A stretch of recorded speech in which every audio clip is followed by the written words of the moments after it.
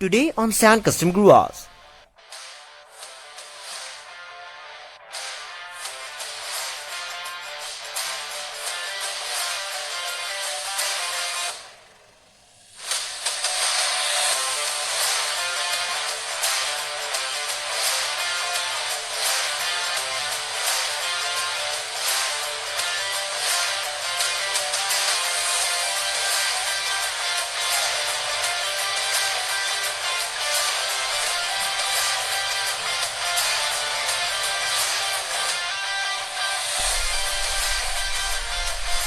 Hello guys, welcome back to Sand Custom Grooves once again.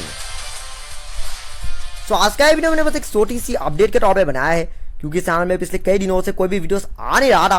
और उसका reason तो आप लोगों को पता ही है कि मैं पिछले कई दिनों से अपने 2013 मारुति 800 के मॉडिफिकेशन के साथ बिजी हूँ, ऑफकोर्स। क्योंकि वेल शुरुआत में तो मैं बस कार के इंटीरियर में काम करने वाला था, लेकिन अब मुझे ऐसा लग रहा है कि अगर मैं कार के एक्सटीरियर में भी थोड़ी बहुत और माइनर चेंजेस कर दूंगा तो इसे कार में थोड़ा सा और बेटर दिखेगा और ज़्यादा यूनिक दिखेगा।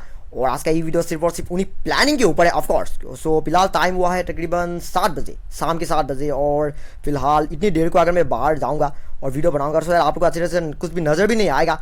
सो इसलिए फिलहाल मैं आप लोग को कार तो नहीं दिखा सकता, लेकिन बस मैं आप लोग को प्लानिंग सुना देता हूँ कि मैं एक्चुअली में कार के लिए क्या क्या चीज़ें करने की सोच रहा हूँ। सो कल कम्युनिटी पोस्ट में मैंने आपको ये कहा था कि मैंने अपनी कार के लिए एक नई स्टीयरिंग व्हील खरीदा है, लेकिन मैंने आपको ये नहीं कहा था कि वो कौन सी स्टीयरिंग व्हील है। ऑफकोर्स वो एक्चुअली में वेल 2018 के मारुति सुजुकी ऑल्टो 800 के बेस मॉडल की स्टीयरिंग व्हील है। ऑफकोर्स बेस मॉडल की स्टीयरिंग व्हील इसीलिए क्योंकि वैसे भी मारुति 800 जो कि एक्चुअली में मैनुअल स्टीयरिंग की कार है, उसमें पावर स्टीयरिंग नहीं है, ना ही एयरबैग है, ना ही पावर स्टीयरिंग है। सो एक ऐसे पुराने टेक्नोलॉजी की कार के लिए अगर मैं आजकल की किसी हाईटेक कार का स्टीयरिंग व्हील चूज़ करूँगा तो वो ज़्यादा सेफ नहीं होगा। और इसीलिए मैंने बेस मॉडल ऑल्टो 800 की स्टीयरिंग व्हील चूज़ किया, ताकि कार की जो अंदर की जो फंक्शन होती है वो बिल्कुल सेम रहे, लेकिन कार की जो डिज़ाइन है वो ज़्यादा इंप्रूव होता है। फिलहाल तो मैंने वो स्टीयरिंग व्हील फिट नहीं किया है। सबसे पहले तो मैं उस स्टीयरिंग व्हील को चेक करूँगा, एक मैकेनिक से चेक करवाऊंगा कि वो स्टीयरिंग व्हील कार में फिट होगा या नहीं, क्योंकि वैसे भी वो नई ऑल्टो 800 की स्टीयरिंग व्हील है।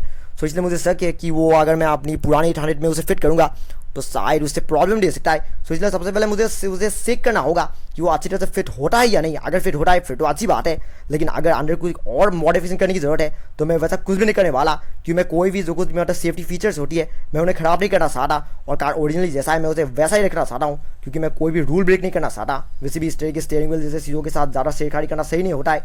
सो इसलिए मैं सबसे पहले यही चेक करूँगा कि वो स्टीयरिंग व्हील डायरेक्टली फिट होता है या नहीं। अगर होता है तो अच्छी बात है, लेकिन अगर नहीं होता है तो वो स्टीयरिंग व्हील मैं कार में फिट नहीं करूँगा। वो स्टीयरिंग व्हील मैं आप लोगों को नेक्स्ट वीडियो में दिखाने वाला हूँ। और सिर्फ स्टीयरिंग व्हील ही नहीं बल्कि कार के डोर पैनल से, फिलहाल मैं आपको डोर पैनल्स दिखा नहीं सकता, लेकिन आप लोगों को ये पता ही होगा कि मारुति 800 की जो इंटरनल डोर पैनल्स होती है वो ओरिजिनली कैसे दिखता है। वो ग्रे कलर की होता है और जो बीच वाली जो पार्ट होता है वो ब्लू कलर की होता है। ज़्यादा 800 की डोर पैनल्स वैसा ही होता है, लेकिन फिलहाल वो चीज़ मैं बदलने की सोच रहा हूँ, क्योंकि मैंने कार में जो नई सीट कवर्स डलवाया है वो एक्चुअली में ब्लैक और बेस कलर की है। आप लोगों ने अगर वो पिछले वीडियो देखा है जो कि मैंने कुछ दिन पहले अपलोड किया था तो आप लोगों को पता ही होगा कि नई सीट कवर्स कैसे दिखती है।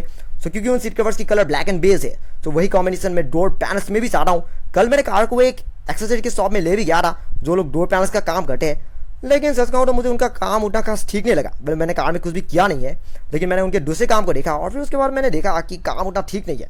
वो बड़े एक्सेसरी शॉप नहीं है जहाँ पर मैंने सीट कवर्स की काम करवाया था। एक दूसरे शॉप है जो कि उस वाली से काफ़ी दूर है। मैंने उस वाले में ले गया था और फिर मैंने देखा कि उनका काम उतना खास ठीक नहीं है, और इसलिए फिलहाल मैं वो काम नहीं करवाया।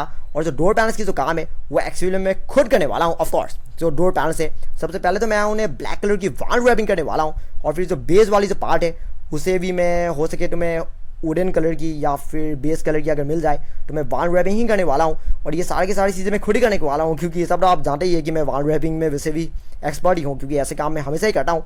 सो इसलिए ये चीज़ मेरे लिए खुद के लिए करना बिल्कुल ही मुश्किल नहीं है। सबसे पहले तो डोर पैनल्स को खोलना होगा, वाल रैपिंग करना होगा, फिर उसके बाद उन्हें फिट करना होगा। और एक और दूसरी चीज़ जो कि मैं कार में करने की सोच रहा हूँ और वो है कार की पिलर्स। सो फिलहाल के लिए मैं आपको ये कार ही दिखा रहा हूँ, क्योंकि असली कार दिखाना फिलहाल मुमकिन नहीं है। सो आपको याद ही होगा कि इस तरफ की जो पिलर है वो वाइट कलर की है, जबकि दूसरी तरफ की पिलर ब्लैक कलर की है, यानी कि मैं असली कार की बात कर रहा हूँ। वैसा एक्चुअली में होना नहीं चाहिए, क्योंकि दोनों पिलर्स ही एक्चुअली में ब्लैक होना चाहिए। वैसे तो मैंने दोनों पिलर्स को ही ब्लैक किया था, लेकिन इस तरफ वाली जो पिलर है वो एक्चुअली बाद में निकल गया, और निकल जाने की वजह से मुझे उसे बाद में उसे फिर से फिट करने का बग नहीं मिला है। और इसलिए फिलहाल जो मैंने सोचा है वो ये है कि पिलर्स को पूरी तरह से पेंट कर देना, क्योंकि अगर मैं उसे वाल रैपिंग करूँगा तो वो ज़्यादा समय तक लस्टिंग नहीं करेगा, कुछ समय बाद वो फिर से निकल जाएगा। क्योंकि 800 की जो डोर पैनल्स होती है, जो पिलर्स होती है वो एक्चुअल में थर्ड पिलर होती है।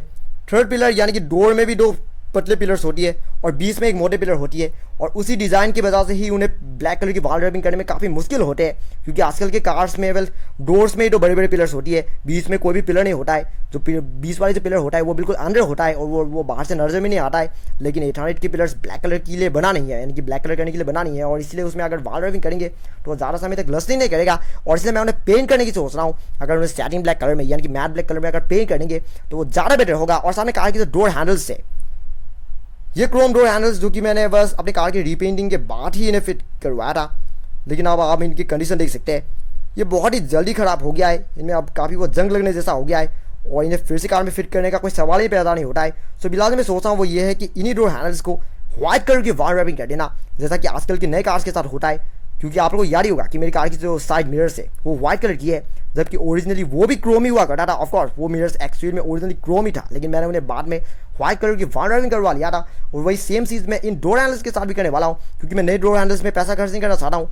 ये तो पुरानी वाली है, इन्हें अगर व्हाइट कलर की वॉल रैपिंग करेंगे तो इससे कार भी बेटर दिखेगा और साथ में मेरा थोड़ा सा पैसा भी बच जाएगा। तो इसलिए अगर ये करेंगे तो ये ज़्यादा बेटर होगा। और साथ में ऐसे बहुत से ऐसे चीज़ें हैं जो कि मुझे कार में करना है, और अगर मैं सारी चीज़ें आप लोगों को जैसे समझाते रहूँगा तो उससे ये वीडियो भी काफ़ी लंबी हो जाएगा और आप लोग भी कंफ्यूज हो जाएंगे।